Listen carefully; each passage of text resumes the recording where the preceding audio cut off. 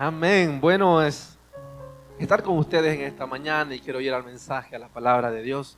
Seguir con la segunda parte de la serie que habíamos empezado la semana anterior bajo el tema, bajo el lema Más que vencedores.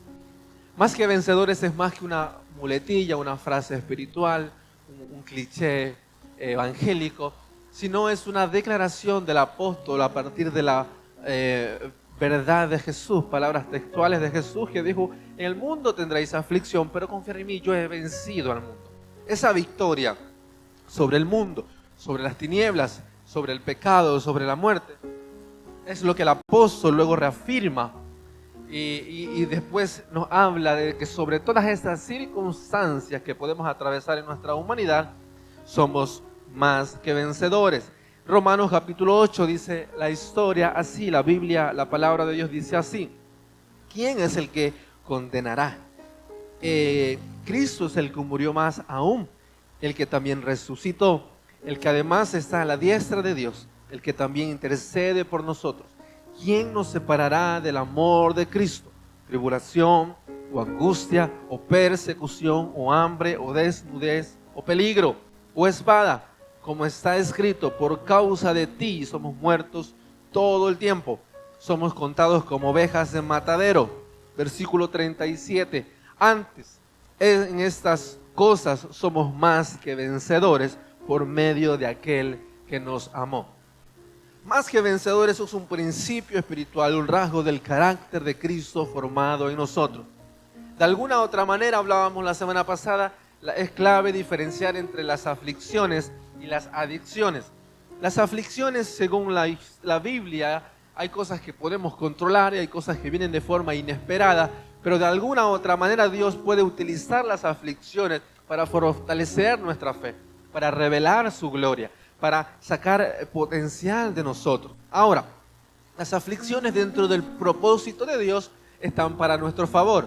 Las adicciones es la consecuencia de nuestra desobediencia a Dios. La adicción es el hábito, el consumo repetido de un hábito, de una sustancia que nos atrapa, que nos esclaviza. Y decíamos que no solo hablamos de adicciones cuando lo asociamos con el alcohol solamente, con algunas sustancias prohibidas, sino también solemos tener hábitos recurrentes en los pensamientos, en la forma de hablar, en la forma de relacionar, que nos vuelven adictos, esclavos o recurrentes en ese hábito errado. Y eso nos vuelve adictos a un hábito equivocado. Vencer las adicciones es determinante, porque las adicciones son estrategias del diablo para destruirnos, para dañarnos, para consumir nuestra fe y robarnos el llamado. Y hoy quiero hablar con ustedes bajo dos temas: verdugos y promesas. Ese es el tema de esta mañana: verdugos y promesas. ¿Cómo ser más que vencedores? Enfrentando a los verdugos y abrazando o alcanzando las promesas. San Juan, el libro bueno, ya lo hemos leído, la Biblia nos habla que en la historia de dos deudores, dos deudores, quiero contarles la historia brevemente. Dos deudores, uno que debía más o menos 500 euros y el otro debía 10 euros. El que debía 500 euros se le perdonó la deuda. Gloria a Dios, dice algunos: Señor, yo quiero ese milagro. Al otro que debía menos, el de 500 le fue a cobrar al deudor de 10 euros. Y realmente no fue misericordioso. Le metió a la cárcel al que debía menos. Y el Señor, que le había perdonado la deuda mayor, se enteró. Y le dice literalmente: por cuanto no perdonaste, por cuanto no fuiste benevolente. Mateo capítulo 18 dice, versículo 34. Entonces su señor, enojado, le entregó a los verdugos hasta que pagase todo lo que debía. Esa fue la sentencia de un hombre que primero se le había perdonado una gran deuda, pero como él no pudo dar perdón, al final esa deuda se volvió en su contra y fue castigado, fue encarcelado. Y textualmente la Biblia dice que fue entregado a los verdugos. Los verdugos, en su definición, tiene que ver con personas que profieren castigos, torturas, justicia o sentencia a causa de un error, a causa de un delito. En el contexto donde hablamos, los verdugos no eran famosos, pero usted puede ver las películas de antaño: un personaje cubierto de negro, cubierto de pies a cabezas, con una gran herramienta para cortar las dulces cabecitas de los de los sentenciados. Ese es el verdugo, y que no solamente era la sentencia de muerte, sino también el castigo, la tortura previa. De alguna u otra manera, esa intención de castigo, esa intención de tortura, esa intención de dolor sigue estando latente en nuestros tiempos. Porque el enemigo utiliza circunstancias, formas para seguir trayendo dolor, castigo, sufrimiento y esclavitud a nuestras vidas. Y es allí donde el concepto de verdugos sigue siendo algo personal, no del vecino, pero un poco más de lo del primer servicio. Eso tienen más problemas que ustedes, tranquilos. Los del primer servicio son más complicados. Pero ustedes de alguna u otra forma y hay circunstancias que vamos a meditar, vamos a reflexionar juntos, que traen dolor, castigo y sufrimiento a nuestra vida. Y quiero hablar con ustedes 3 tipos de verdugos a los cuales tenemos que enfrentar, identificar y ser libres en esta mañana. Dice amén. Dígale a su vecino, qué bueno que viniste hoy. Dios tiene algo para ti. Eso es. Bien. Primer tipo de verdugo. El primer verdugo tiene que ver con las heridas del alma o las emociones no resueltas.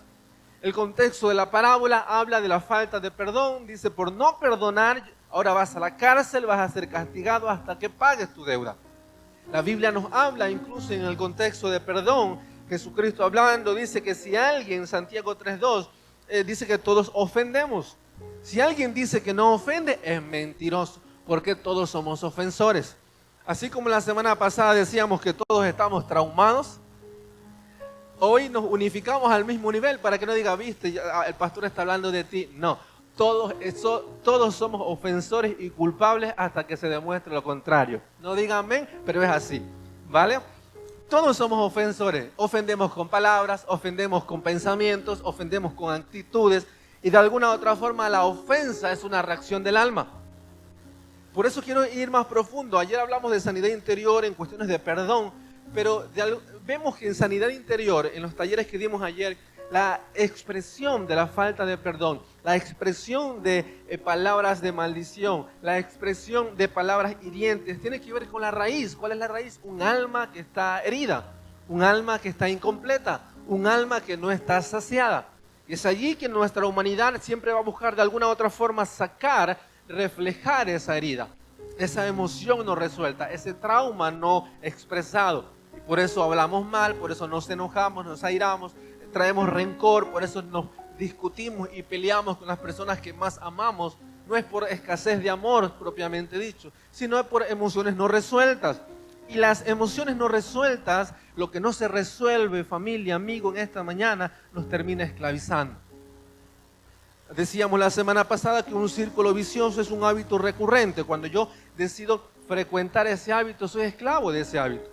Si usted lo pone en contexto de adicciones, usted escuchará a los alcohólicos que dicen, yo lo dejo cuando quiera. ¿Lo ha escuchado? En términos médicos funciona lo mismo. Lo primero que dice, yo lo dejo cuando quiera. O a la Coca-Cola, yo cuando quiera no bebo, dice alguno. O el café para estar equilibrado, porque sé que algunos están ahí, pero no se asusten, no hablamos de pecado, tranquilo. El pastor dice que el café es pecado. No, yo no he dicho eso. Hablamos de esa sensación de que podemos controlar aquello que ya somos esclavos, pero no nos damos cuenta. Y es aquí donde tenemos que identificar que nuestras reacciones desordenadas, hirientes, dañinas, son el reflejo de una área no resuelta en nuestro interior.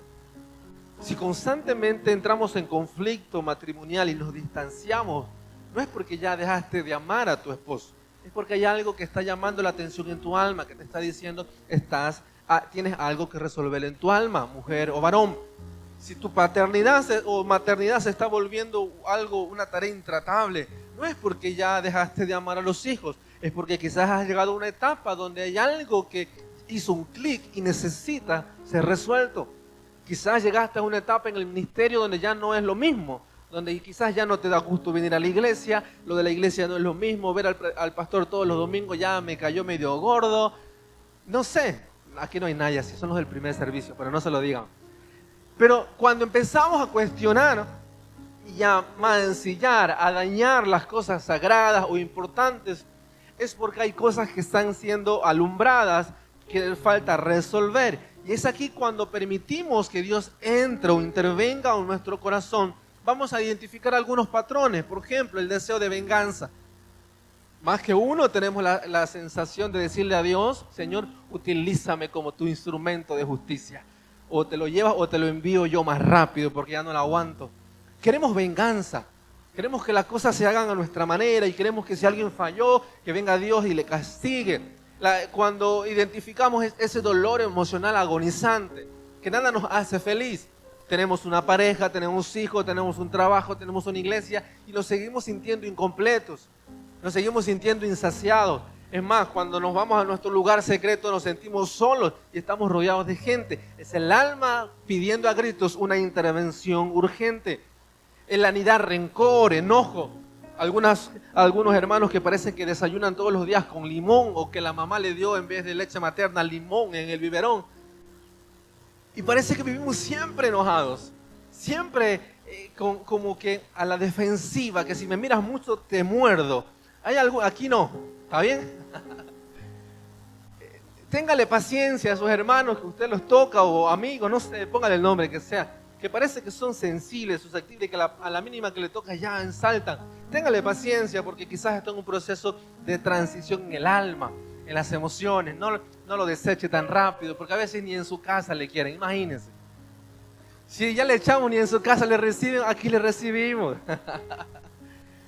Entonces, las reacciones equivocadas son la expresión de un alma que está pidiendo intervención.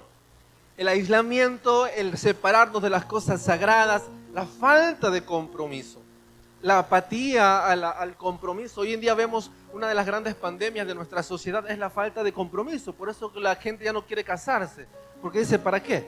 ¿Para qué un papel? Si estamos juntos no pasa nada. Entonces, ¿qué pasa? Eso suena a libertad, pero lo que está sonando es falta de compromiso. Lo que dice, yo quiero los derechos de un esposo, pero sin los compromisos de un esposo. Esa es la verdad de esto. Aquellos que te dicen, no pasa nada, que tu papá o mamá no se entere. Total, nos amamos, tipo Romeo y Julieta.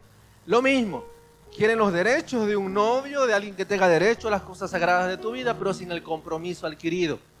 Y esa es la realidad. La falta de compromiso es una decadencia del alma y de la conciencia del valor. Por eso cuando encontramos corazones que empiezan a soltar los compromisos importantes, a perder valor a las cosas sagradas, es el alma, es el espíritu que está siendo colapsado, está siendo apagado. Y de alguna u otra manera Dios nos empuja porque sabemos que Dios nos ama y nos va a encajonar, nos va a encaminar a circunstancias para que ese dolor, esa herida sea alumbrada, para que sea resuelta. Porque el engaño del diablo es, yo te mantengo, no lo confieses porque te vas a avergonzar. No lo confieses porque te van a divulgar, toda la iglesia se va a enterar de tu pecado. Esa es la mentira del diablo. Y no, en la iglesia no hay amigos, porque todos son falsos. Allí no encontramos gente perfecta. ¿Y qué pasa? Nos guardamos nuestros problemas, nos guardamos nuestros dolores, sufrimos en secreto. Y nos volvemos más esclavos cada vez que el verdugo de la falta de sanidad del alma, la falta de perdón, la falta de emociones sanas nos va consumiendo. Y la mentira del diablo es: no pasa nada, no lo digas, en secreto está bien. Total, Dios te conoce, Dios te entiende, y seguimos siendo drenados por esa emoción, por esa cuestión emocional no resuelta. De alguna u otra manera las heridas, las emociones no resueltas nos separan de Dios, nos alejan de Dios. Mateo 6:14 dice: porque si perdonáis a los hombres sus ofensas, os perdonará también a vosotros vuestro Padre Celestial. Mas si no perdonáis a los hombres sus ofensas, tampoco vuestro Padre os perdonará vuestras ofensas. Y estaremos conscientes de que las veces que nos hemos enojado con papá, con mamá, no nos apetece orar. No se haga el espiritual, porque es verdad. Nadie dice: ay, me enojé hoy con mi esposo, voy a orar en el nombre de Jesús. Mentira. Se quiere ir a ver el fútbol, irse de casa un rato, ver la tele. Cuando nos enojamos, nuestra tendencia no es buscar a Dios, es alejarnos. Cuando alguien nos hiere, no es buscar a Dios, es alejarnos. Solemos buscar a Dios cuando ya no tenemos más oportunidades. Entonces ahí sí buscamos a Dios para que nos salve. Pero el dolor, la frustración, nos aleja de Dios. Las emociones, el corazón no resuelto nos va a terminar alejando de Dios. Por eso intencionalmente el diablo utiliza este tipo de verdugos en el alma y en las emociones para anclar, poner grilletes y cadenas en nuestro corazón, en nuestra fe y en nuestra conciencia para que paso a paso usted se vaya alejando de la presencia de Dios, de sus negocios sagrados, de una vida que refleja a Cristo. Si usted esta temporada de playa, a aquellos que les gusta la ola, se dará cuenta que normalmente cuando usted entra a una medida en la playa y las olas, usted no se da cuenta, de repente está más profundo. No, es de forma inconsciente que el mar nos va arrastrando hacia afuera.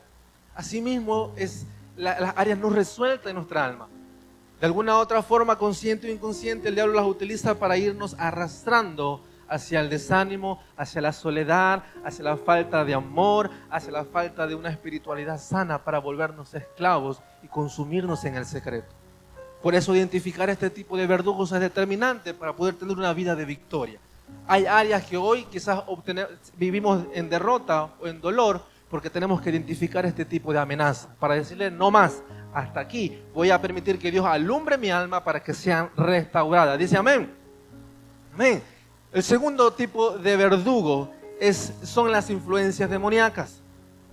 3 verdugos vamos a hablar. Las influencias demoníacas. Mateo 28, el versículo 29 dice así: y clamaron diciendo, ¿qué tienes con nosotros, Jesús, Hijo de Dios? ¿Has venido acá para atormentarnos antes de tiempo? Estaba pasando lejos de ellos un hato de muchos cerdos, y los demonios le rogaron diciendo a Jesús, si nos echas fuera, permítenos ir a aquel hato de cerdos. Y Jesús les dijo, id. El final de la historia es que Jesús liberó a 2 endemoniados. Dice la historia, el contexto que hablamos. Pero los demonios le reconocieron a Jesús, se quejaron de Jesús y le dijeron, ya sé que nos vas a echar de aquí, del cuerpo de estas personas, pero permítenos entrar a los cerditos. Y realmente pasó eso. Y la historia termina diciendo que cuando los demonios entraron a los cerdos cayeron por un acantilado y murieron todos. Que la gente del pueblo se asombró, empezó a hablar, y más le pidieron a Jesús que se marche del pueblo. Imagínense. De alguna otra manera el diablo sigue utilizando el mismo tipo de influencia en nuestro tiempo. Así como sigue atentando en contra de nuestra alma y nuestras emociones, sigue atacando también nuestra parte espiritual. Quiero darle una verdad absoluta. El diablo no puede apoderarse de nosotros. No podemos estar endemoniados si tenemos al Espíritu de Dios dentro. No caben los dos. No cabemos los dos en el mismo sitio. Si usted tiene el Espíritu de Dios en su corazón, el diablo no puede apoderarse de usted y usted ser un endemoniado. Eso es mentira cochina del diablo también. Ahora sí, él no puede apoderarse de nuestro ser, pero sí puede influenciar de forma externa hacia nuestro interior. Y es aquí donde vemos las influencias demoníacas. ¿Qué son influencias? Son pensamientos, ideologías, medias verdades, realidades distorsionadas que vienen a intentar distorsionar y a cambiar la realidad de lo que estamos viviendo. Cuando Jesús se enfrentó a estos endemoniados, la historia dice que estos estaban desnudos, eran violentos, la gente les temía, es más, producían vergüenza a su integridad, y eso es lo que el enemigo de alguna u otra forma viene a traer de forma consciente e inconsciente a nuestra sociedad hoy en día. Nos vende mentiras y engaños para que no, vístete así porque así estás bien, habla así porque así estás bien, piensa así porque así estás bien, pero la otra cara de la moneda es que el trasfondo de esa libertad o de esa ideología es vergüenza, es falta de identidad, es perversión a las cosas importantes del cuerpo, de la vida, de los pensamientos. Y cuando Jesús se enfrentó a estos espíritus, ellos reconocieron su autoridad. Y por eso quiero darle descanso. Si Dios está en el asunto, Dios está con usted, no hay fuerza demoníaca que le pueda vencer. Pero si usted y yo le permitimos o abrimos puertas, ellos pueden entrar e influenciar a nuestra vida y corromper nuestra generación. Un engaño sutil que dice, no importa, no vayas tanto a la iglesia, total allí ya son mucha gente. Y esa mentira que nos dice, por un día no pasa nada. Justo ese día puede pasar como el rey David, por estar en el lugar equivocado, cometió un pecado que pervirtió a toda su generación. Y no es para que se asuste, que si no voy a la iglesia el diablo se va a apoderar de mí, no. Pero cuando ponemos de forma liviana las cosas sagradas, nos exponemos a ser engañados por las tinieblas. Cuando el enemigo dice, no te comprometas tanto con Dios, ¿por qué? Si total, ya hay muchos líderes, ya hay muchos pastores, tú estás muy ocupado. Y es ahí donde ese pensamiento viene de forma intrusa a nuestra mente para quitarnos el compromiso del llamado. Nos volvemos simplemente un cristiano asistente, que completamos un aforo, pero no nos comprometemos con lo que Dios pone en nosotros como un llamado. Y esa influencia demoníaca sigue actuando en contra de nosotros. Nos produce castigo, rechazo, vergüenza, nos separa del cuerpo. Cuando permitimos que esos pensamientos demoníacos, esos pensamientos del contexto que vivimos se aniden en nuestra mente y vayan en contra de los principios de Dios. Ahora, ¿cómo yo puedo vencer esos pensamientos de las tinieblas, esos pensamientos que vienen de influencias demoníacas, vamos a llamarle así? Lo primero es reconocer la autoridad de Dios sobre nosotros. Por eso decía que Don Sata y Don Jesús no pueden caber en el mismo lugar. ¿Hay algún Don Jesús aquí? Por si acaso, no, vale. No pueden caber en el mismo lugar. Si el Señor está en un corazón, allí no puede haber intrusión de un espíritu demoníaco. Pero para que haya libertad, tiene que haber una autoridad superior.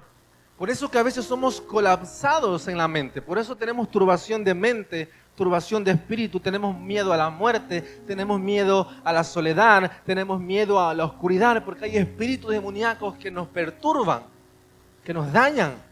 Me voy a quedar solterón, solterona, va a venir el rapto y no me voy a casar. Algunos tienen miedo a eso también.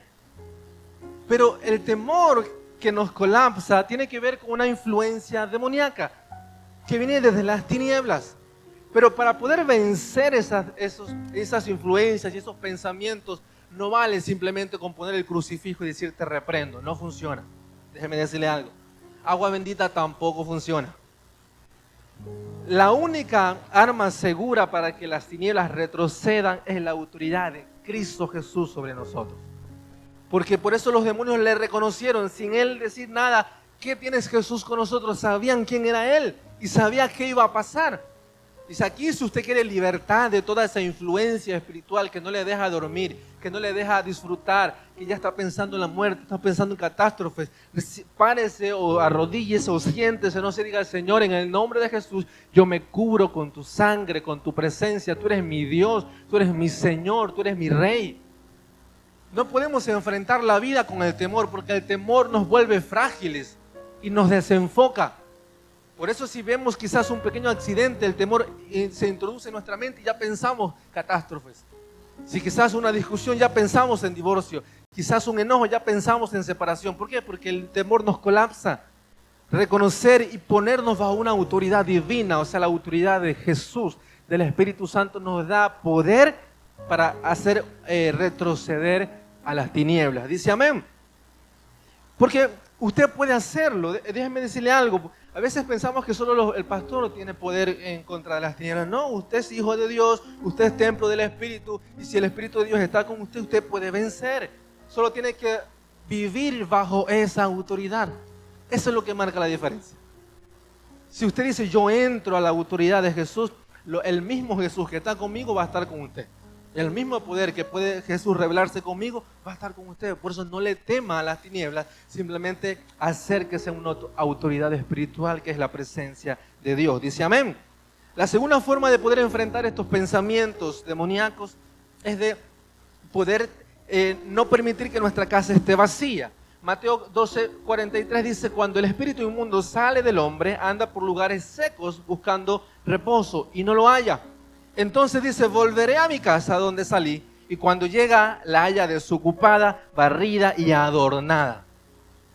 Textualmente esto pasa en muchos de nosotros, no en este servicio, en el otro. Personas que llegaron destruidas, y Dios las está restaurando. De repente llega un Pepito Juanito y le pinta otra vez el oro y el moro y vuelve a caer en lo mismo. Ya no encontró a la misma persona, hombre o mujer destruido de aquel tiempo. Ya encontró una persona restaurada, en sanidad. Y vuelve a entrar ese espíritu que alguna vez le hizo caer. Y el dolor es más profundo, el daño es mucho más profundo. En términos espirituales, yo decía ayer en sanidad interior, el diablo aprende mucho más de nuestros errores que nosotros. El diablo, la primera vez que fallamos, él ya sabe, aquí yo voy a tener apuesta segura con esto. Le voy a chinchar que el pastor le diga un chiste de él y lo voy a hacer enojar. El pastor predica de mí, va a decir. Y yo ya le metí enojo. O quizás el pastor me está mirando a mí cuando predica de los demonios. No. Aunque alguno a veces tiene cara complicada, no, mentira, es broma. No se asuste. Pero esos pensamientos que vienen a nuestra mente, a nuestro corazón, para anidar pensamientos equivocados, hay un principio en esto.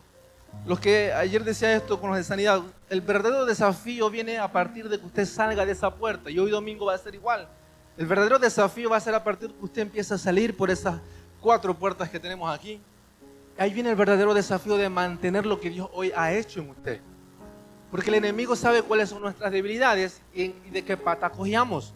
Es más, hoy Dios nos habló, hoy Dios nos tocó, Dios nos renovó, y Él sabe que de alguna u otra manera nos puede atravesar un coche, un hermanito que nos diga una broma, el esposo que no la escucha, y vuelve ese enojo, vuelve ese rencor. Y encontró una casa vacía, y el problema es más difícil. ¿Por qué? Porque la costumbre y el hábito nos esclaviza más. Cuando una vez yo me enojo un día, a la siguiente semana me enojo 3 días, eso va a ser en aumento, y luego nos encontramos con personas que llevamos años enojados. Por una gallina que me le robó la vecina cuando tenía 15 años y seguimos enojados después de 10 años. Enojados, con rencor. ¿Por qué? Porque no hemos podido sacar esa raíz de amargura de nuestro corazón. Y el diablo sabe de esto. Por eso que el segundo principio para que las tinieblas no tengan poder sobre nosotros es llenar la casa de cosas seguras. ¿Qué es esto? Principios de Dios, palabra de Dios, oración, dirección del Espíritu Santo, comunidad de fe, liderazgo, célula, servicio, llenar nuestro corazón, nuestra mente y nuestro tiempo de cosas sagradas. No le crea al enemigo esa que usted dice, no, es que me voy a quedar un día en casa a descansar porque he trabajado mucho, estoy desanimado. Mentira, el diablo lo que le está arrancando la cabeza, quédate aquí. Vas a estar conmigo calientito, le dice. ¿Para qué vas a aguantar calor en la iglesia? Aquí conmigo yo te refresco. Ese es el susurro de Sabaná, dicen algunos. Bueno, no lo sé. Pero, ¿qué pasa con esto? Quizás usted por quedarse en un momento de comodidad perdió una palabra que Dios tenía para usted justo hoy domingo. O quizás por falta de responsabilidad perdió un encuentro espiritual y sobrenatural con alguien que necesitaba escuchar una palabra de aliento, porque quizás estaba a punto de suicidarse. Hay contextos divinos que están detrás de nuestra vida. Por eso no podemos volver liviano el ser comprometidos con Dios y que nuestra casa esté llena de palabras, de principios, de cosas espirituales. Porque cuando el enemigo venga a tocar la puerta, hey, ¿te acuerdas que a ti te gusta esto? Nuestra casa ya esté ocupada. Nuestro pensamiento está lleno de pensamientos de fe. Nuestros hábitos ya son hábitos diferentes a los hábitos que cometía hace meses atrás. Nuestro vocabulario está cambiando, ya no son palabras hirientes, ya son palabras de bendición. Y el enemigo simplemente se da la vuelta y va a buscar a otro que está desocupado. Porque usted ya está afirmado en el lugar correcto. Dígale a su vecino, estás en el lugar correcto. Bien. Lo tercero que produce para vencer los ataques de las tinieblas, los pensamientos demoníacos, es que creer en el poder de Dios. Los demonios sabían que les quedaba poquito tiempo para permanecer en los cuerpos de estos hombres. Ellos sabían que Jesús iba a estar allí y tenían que salir, había poder en Él. Y ese es el tercer principio para hacer huir a las tinieblas, creer en el poder de Dios. Le tememos tanto a las malas noticias, a la soledad, y es así cuando anulamos el poder de Dios, rehusamos que el poder de Dios se manifieste en nosotros. Le tememos tanto al fracaso. Es el poder de Dios manifestado. El poder de Dios es suficiente para sanar, para restaurar, para levantar, para hacernos libres. Dice amén. Los demonios creen en el poder de Dios. Dice aquí que cuando Dios nos desafía, yo te llamo al ministerio, quiero que te comprometas conmigo, quiero que abras una célula, quiero que, no sé, te da un esposo, te da unos hijos. Y de repente le decimos, sí Señor, yo te creo, pero déjame un par de cerditos para mí. Déjame un par de cerditos. ¿Eso qué quiere decir? No me quiero comprometer por completo. Déjame un par de demonitos o hábitos, amigos ocultos aquí y yo cargo con ellos. Porque menospreciamos o filtramos el poder de Dios a nuestra comodidad. Pero cuando el poder de Dios es revelado en nuestra vida, nos va a transformar, nos va a doler, nos va a molestar, pero nos va a restaurar. Por eso el milagro para esos endemoniados era completo. No podían ser la mitad de demonio de rodilla para abajo con demonio y de rodilla para arriba sin demonio. No funciona. No puede ser ni tibio ni medio cristiano. O eres o no eres. O somos templo o no somos templo de Dios. Por eso que a veces venimos a la iglesia y decimos, Señor, qué linda estuvo la adoración, pero me vuelvo con mi cerdito a casa. Mi falta de perdón, mi falta de santidad, mi falta de obediencia. No los eches todos, Jesús, échame, bueno, voy a ser más paciente con mi esposo, pero a la hermana Juliana no la voy a perdonar ni de palo. Me llevo mi cerdito a casa. Y actuamos de forma inconsciente creyendo que al final tenemos derecho. Y claro que sí, tenemos derecho a elegir. Pero cada puerta que le abrimos a las tinieblas y a su influencia es territorio que ellos en las tinieblas ganan y derrotas internas que lo vamos a sufrir nosotros y nuestra generación. Porque el enemigo no viene a jugar a los medios cristianos. Él viene a robarnos nuestra familia, su herencia, su salud, su paz mental, su corazón, tu integridad como mujer, como varón. Es lo que el enemigo quiere robarte, tu identidad de amado, de amada. Por eso reconocer el poder de Dios es una transformación completa a la obediencia, no a medias. Es libre, sin cerditos que nos aguanten los espíritus malos. No, con todo te lo entrego, Señor. Llena mi vida de tu presencia, te lo entrego todo, lo bueno y lo malo, te lo entrego todo. Dice amén. Reconocer este tipo de verdugos es determinante para poder tener las victorias necesarias o algunas victorias que hasta ahora no hemos podido ver en nuestra vida. Y es por eso que a veces decimos, pero es que fui allí, el pastor oró por mí, me caí al suelo, hablé en lenguas en el bautismo, pero llegué a casa y seguía igual. Otra vez estoy desanimado, otra vez estoy triste. Y ahí es donde está la clave, porque hay verdugos que no hemos podido vencer y que nos mantienen esclavizados en el secreto. Porque Dios nos toca, Dios nos habla, pero hay renuncias voluntarias que usted y yo tenemos que tomar. Decisión de estar bajo la presencia y la cobertura de Dios, para que esos verdugos retrocedan y no sean más parte de nuestro propósito. Dice amén. Ahora quiero hablarle de 3 tipos de promesas. No, perdón, me falta un verdugo más. Los gigantes. Hay 3 verdugos. Las influencias demoníacas, la falta de resolución en el alma y en las emociones, y los gigantes. Los gigantes tienen que ver con batallas espirituales y de cara a nuestro propósito. La historia habla la vida de David, el muchacho David antes de ser rey. Primera de Samuel 17 dice, venía pues el filisteo por la mañana y por la tarde, y así lo hizo durante 40 días. 40 días un gigante llamado Goliat avergonzando, atemorizando a Israel, al pueblo de Dios. 40 días de todo un escuadrón de ejército temerosos. No podían enfrentarse porque Goliat era un hombre muy grande, gigante, era un monstruo. Y no había nadie quien le haga frente. Y eran el pueblo de Dios.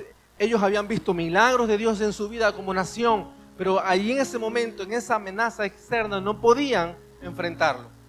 Y aquí hablamos de amenazas externas. Los verdugos en las emociones son heridas no resueltas. Las influencias demoníacas son de espíritus inmundos. Ahora, los gigantes tienen que ver con amenazas externas que van en contra de nuestro llamado, en contra de nuestro proceso, en contra de lo que Dios tiene para cada uno de nosotros. Goliat no estaba simplemente avergonzando a Israel, estaba atentando en contra del pueblo de Dios, la nación de Dios. Goliat no se iba a enfrentar simplemente a David, se iba a enfrentar frente al gran rey de Israel, al hombre conforme al corazón de Dios. Y es aquí que muchas de las batallas que usted y yo vamos a tener que enfrentar, déjame decirte, no es porque Dios está interesado en darte las peores batallas a ti porque eres el mejor guerrero. Mentira, no eres el mejor guerrero, déjame decirte algo. Déjame ponerte en perspectiva. A veces pensamos porque sufrimos y lloramos, somos el mejor guerrero. No, nada que ver. Normalmente nuestra tendencia humana es huir, llorar, quejarnos, doler, porque esa es nuestra realidad. Entonces no somos el mejor guerrero. Somos parte de ese equipo de personas que a veces nos quedamos al otro lado de la vereda, de la acera, diciendo, Señor, yo no puedo con esto. Señor, esto es muy grande. No voy a poder con esto. David no entra todavía en juego. Somos parte de ese ejército que vemos al Goliat. Creerle a Dios por las finanzas. No, pues a mí casi ni me alcanza a pagar las deudas. Servirle a Dios, no, pero mire, el pastor tiene que estar todo el día en la iglesia. quiere servir a Dios, pero si yo no sé hablar ni siquiera, ¿cómo me van a hacer caso si ni yo me aguanto? ¿Cómo me van a hacer caso a mí? Y vemos amenazas que van en contra de nuestra identidad de hijo, de hija, y en contra del llamado, lo que representamos para las tinieblas. Eso es lo que ellos ven como una amenaza para ellos. Y por eso van a ir en contra, no de tu llamado, en contra de tu identidad.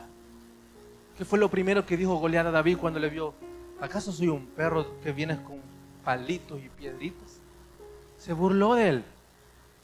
Eres pequeño, no vales. ¿Cuántas veces usted y yo no hemos escuchado ese susurro, esa amenaza externa que dice, no, eres divorciado, eres divorciada, tus padres se separaron, tú cometiste un pecado, ¿cómo te vas a levantar de ese fracaso? ¿Quién va a confiar en ti? ¿Cómo crees que vas a hablar a la gente si aún tú estás luchando con cosas ocultas? Son esas voces que vienen desde el otro lado de la acera para mantenerte estancado, atemorizado, atemorizada, y que tu potencial no se descubra, no se active. Es aquí donde tenemos que ser sabios y espiritualmente entendidos, de saber que cuando vengan dudas, cuando vengan temores, inseguridad, quizás nos sintamos con falta de capacidad, tenemos que identificar que eso no es un demonio que se está apoderando de nosotros, sino una amenaza del diablo en contra de lo que representamos para él. Una amenaza. Cuando usted y yo se levanta, usted y yo nos levantamos en el nombre de Jesús a consagrarnos, a obedecer a Dios, a servir al Señor, el diablo tiene miedo porque somos amenaza para él.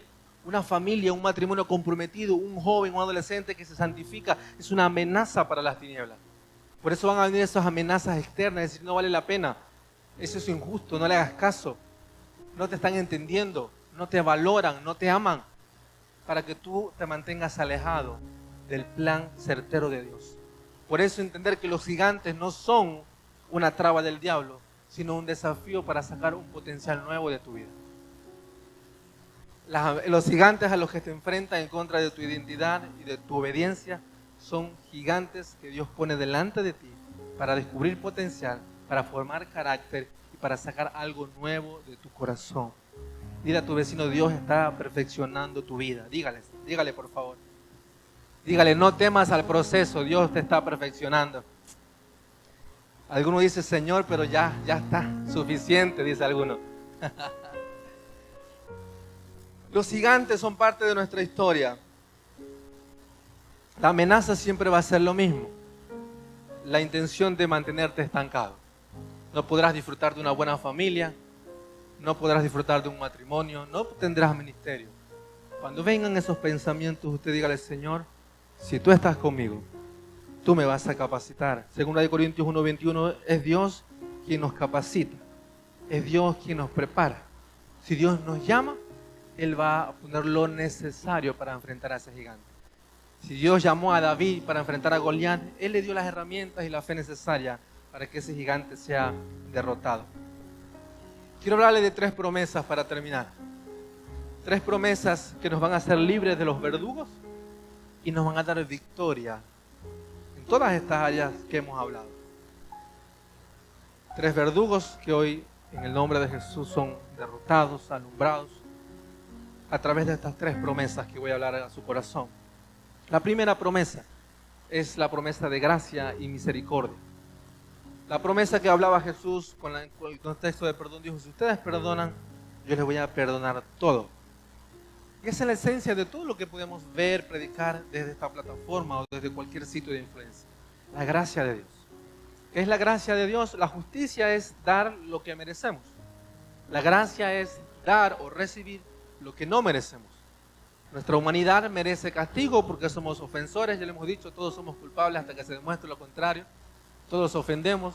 ¿Y cuál es el castigo de la ofensa? Justicia. Castigo, dolor, verdugos. La gracia es que Dios nos arropa con su sangre, con su sacrificio en la cruz, y lo que no merecíamos, o sea, perdón, vida eterna, salvación, propósito, Él nos lo da. Eso es gracia. Recibir lo que no merecíamos. Recibir lo que no pagamos un precio. Eso es gracia. Ahora, la gracia no es un privilegio, no es una licencia para pecar o para hacer las cosas a mi manera. La gracia es no, como Dios me perdona todo, yo hago las cosas como a mí me apetece. No, eso es desgracia, porque caemos en errores mucho más profundos. La gracia es un combustible, un motivador, un condicionante, un principio, un código de honor para establecer raíces profundas de compromisos entre Dios, yo y Dios. Eso es gracia, decir, Señor, ¿cómo no te voy a ser fiel si tú has perdonado todo mi pasado? Señor, ¿cómo no te voy a servir si así este aparato medio apañado tú puedes utilizar? Señor, ¿cómo no te voy a entregar todo si tú has respondido en los momentos más difíciles de mi vida? Tú has sido fiel. Gracia es un compromiso adquirido de honrar el sacrificio de Jesús y convertir nuestra vida no en una plataforma de desobediencia, sino en una plataforma de honra que glorifica al Señor de la gracia. Por eso la promesa de la gracia es lo primero para poder vencer al primer verdugo. ¿Cuál era el primer verdugo? ¿Usted se acuerda? Las heridas del alma, las cosas no resueltas. Pues, ¿cómo yo me va a sanar de esto? Si mi padre abusó de mí, mi familia me rechazó, ¿cómo Dios me va a sanar? Ahí hay gracia.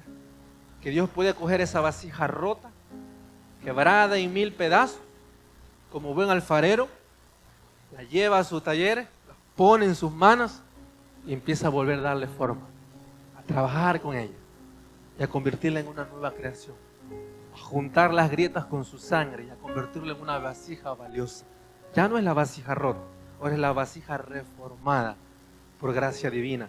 Eso es gracia, que las manos de Dios son suficientes para poder restaurar lo más roto, lo más desordenado de nuestra vida. Por eso es que nos avergoncemos de esas áreas oscuras, profundas o traumas dolorosos de nuestro pasado. Dígale, Señor, yo quiero que me cubras con tu gracia. No quiero verme a través de mi pasado, no quiero verme a través de mi familia, no quiero verme quizás si no estamos a gusto con el pasado de nuestra familia, no quiero verme a través de mis errores, quiero verme a través de tu sangre, de tu misericordia, de tu amor. Eso es gracia. Y cuando abrazamos la gracia, no como una licencia para hacer las cosas a nuestra manera, hay sanidad, hay restauración, hay transformación. Dice amén. La segunda promesa que necesitamos tener latente en nuestro espíritu para poder vencer a los verdugos y tener victoria, la segunda promesa es que nos convierte en testigos fieles. Vuelve al contexto de los endemoniados. El final de la historia dice que estos muchachos salieron y testificaron de Jesús. Querían irse con Jesús. Pero él les dijo, no, váyanse ustedes, hablen. Es más, la gente, el pueblo habló de lo que había sucedido ahí. Y de alguna u otra manera no podemos callar la obra que Dios viene haciendo y sigue haciendo en nosotros. Solo tenemos que recordar algo. ¿Qué ha hecho Dios en nuestra vida a lo largo de lo que llevamos de año? ¿Qué tenemos que agradecerle al Señor? ¿De qué nos perdonó? ¿De qué nos salvó? ¿De qué nos libró? ¿De qué nos levantó? Y es aquí donde tenemos que encontrar esta segunda promesa. Aquellos que hemos tenido un encuentro con Dios, vamos a ser testigos fieles. Si la falta de compromiso en mi fe o en mi testimonio o mi forma de testificar a Dios está siendo latente, es porque quizás no he tenido un encuentro completo o un verdadero encuentro con Jesús. Y quizás simplemente tuve un encuentro emocional, quizás una conciencia de religión, pero todos los que tenemos un encuentro con Jesús vamos a ser testigos y testigos fieles, porque lo que hemos probado no lo podemos dejar así por así. Los que hemos probado su presencia no lo vamos a cambiar por cualquier cosa. Es verdad que hay batallas, es que hay varias circunstancias, pero rápidamente volvemos al lugar seguro. Pero cuando menospreciamos las cosas sagradas es por falta de profundidad, por falta de un encuentro genuino con Dios. Los demonios reconocieron la autoridad de Jesús, el poder de Jesús, y la gente testificó de la obra de Jesús.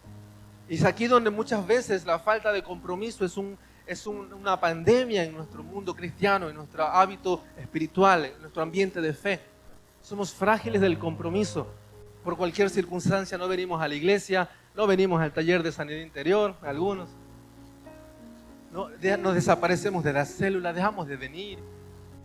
Nos decimos estoy cansado, ponemos un montón de razones y excusas porque ponemos de forma negociable nuestro compromiso con Dios. Y pensamos que incluso nuestro compromiso con el trabajo, con el mundo laboral es mucho más fuerte a veces que con las cosas de Dios. Porque a nuestro jefe jamás le vamos a decir, mira jefe, hoy me levanté con ganas de dormir 1 hora más. Llegaré a las 11 al trabajo. Nadie hace eso. O no voy hoy no voy al trabajo. ahí el que te apañes tú. No pasa eso, pero con las cosas de Dios a veces lo hacemos. Hoy no quiero, hoy no puedo, hoy no tengo, hoy no me apetece.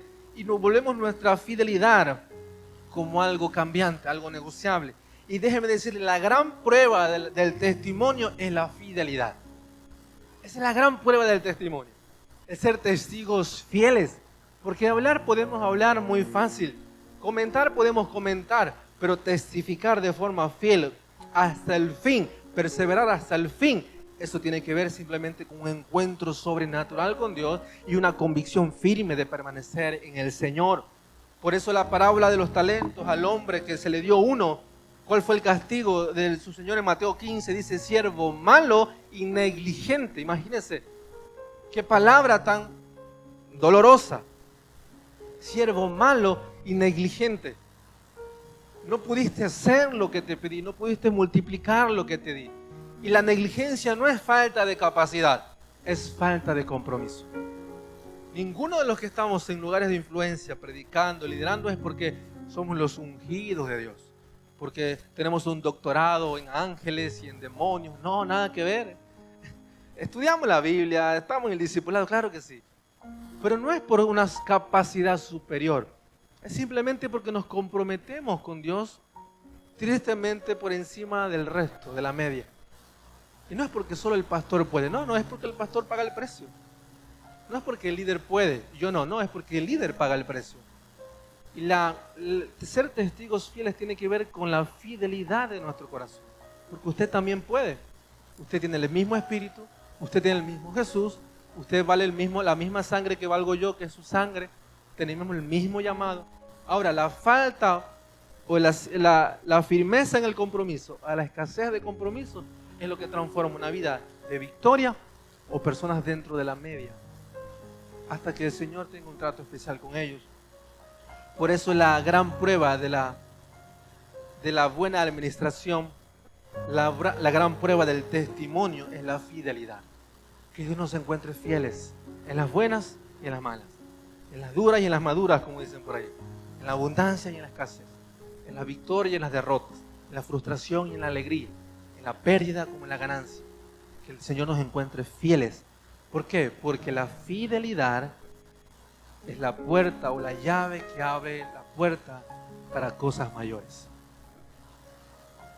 Siervo negligente, en lo poco no fuiste fiel, lo poco te voy a quitar. Ese fue el castigo para este siervo. Al que se le dio 5, al que se lo dio Dios, bien hecho, siervo fiel, bien hecho, siervo fiel.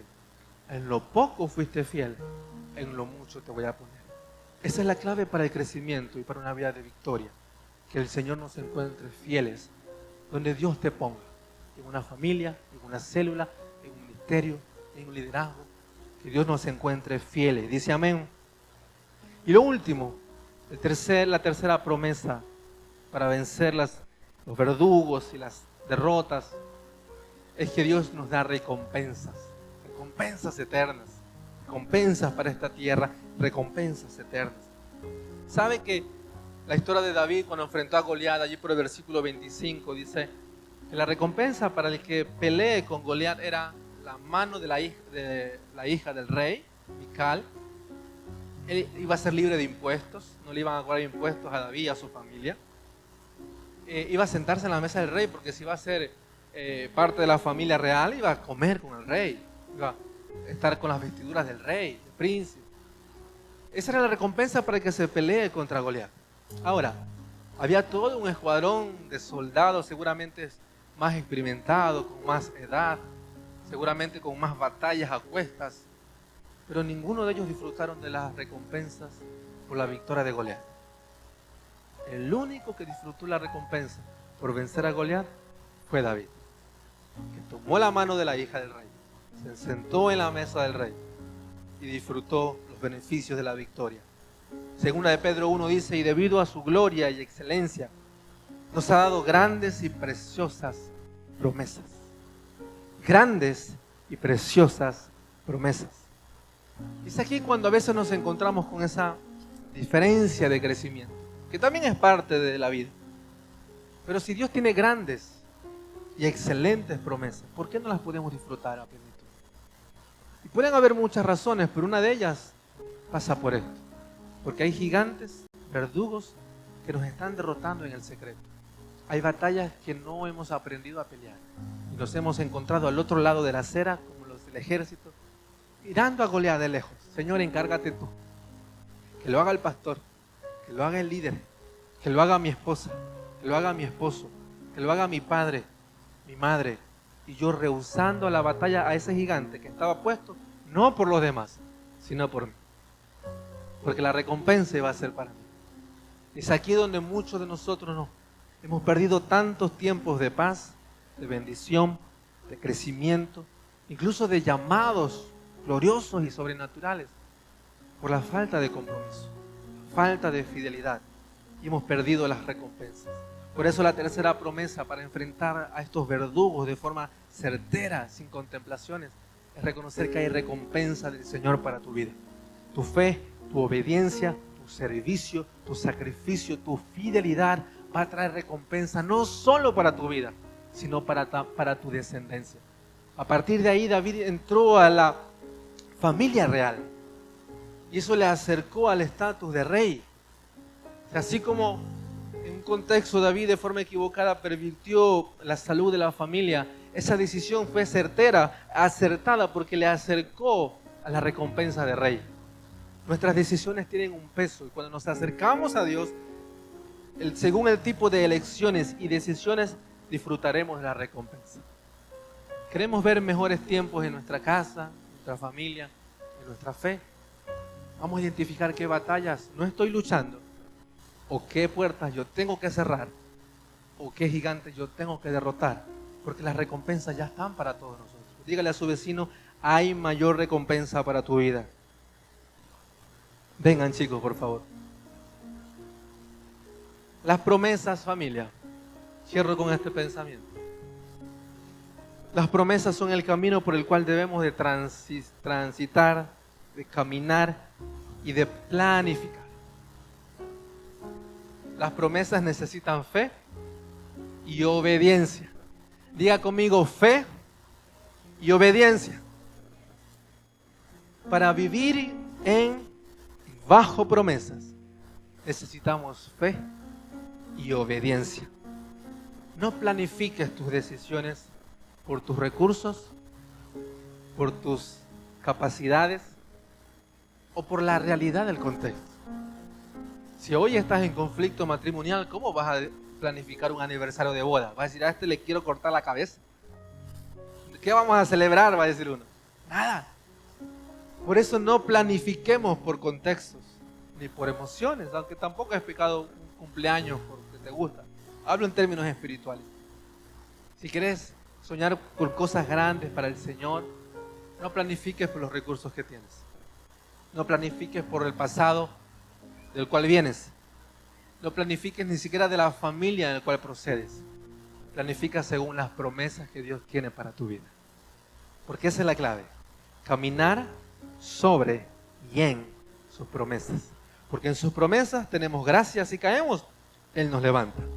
En sus promesas tenemos recompensa. Si quizás mis recursos no me alcanzan, Él va a añadir todo lo necesario.